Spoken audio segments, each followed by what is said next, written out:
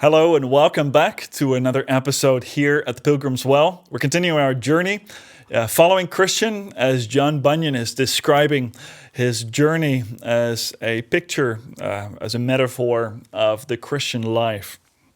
Today, we are picking up where we left off last time, where Christian had found the scroll. It's back in his pocket. He is on his way, but then he remembered that mistrust and timorous. We're speaking about some lions. So let's see.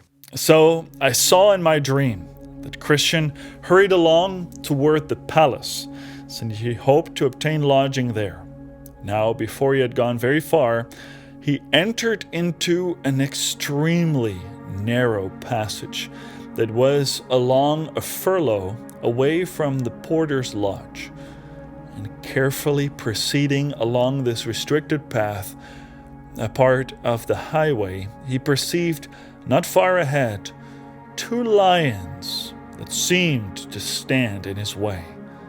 Then Christian realized, now I see the danger that caused mistrust and timorous to turn back and flee, though he did not detect the chains that restricted these ferocious beasts.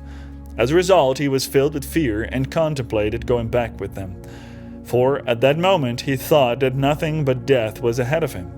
But the porter, named Watchful at the palace lodge, in noticing that Christian hesitated, as if contemplating a retreat on account of the prospect of death ahead of him, called out to him, saying, "Are your strength and courage so small? Don't be so afraid of the lions, since they are in fact chained. Their being there is for the purpose of testing your faith at this point in your journey, as well as for the discovery of those who are faithless. So keep in the middle of the path, and you will not be harmed." Then I saw that Christian went forward on his way, though trembling because of his fear of the lions, yet he was careful to follow the directions of the porter. Yes, the lions roared and snarled, but they were unable to harm him.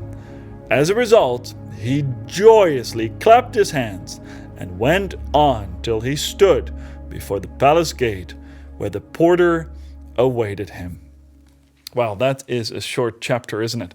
But it's a very exciting chapter. I mean, who doesn't like a story of lions and the prospect of death, while the hero of the story, in this case Christian, is in the end able to pass by these lions, and you can almost feel the breath of the lions touching the cloak of Christian as he walks through, and as they come to the end of their chain, and you can hear the chain making a great noise as these lions are trying to approach Christian.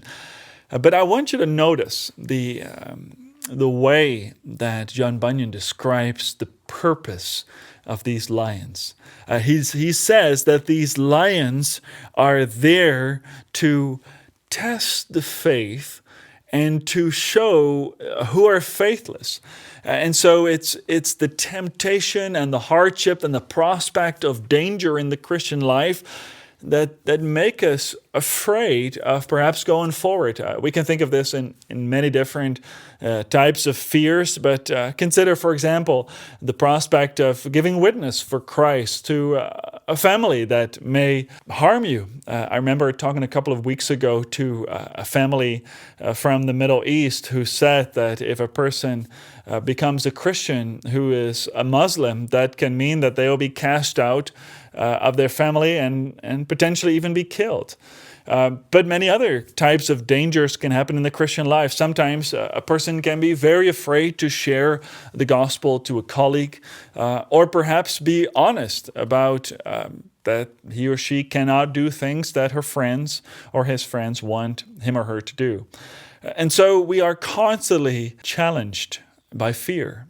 And the question is, will our faith persevere? Will our faith help us to walk by the lions that seem to be able to kill our faith and to kill us on the journey and to destroy us?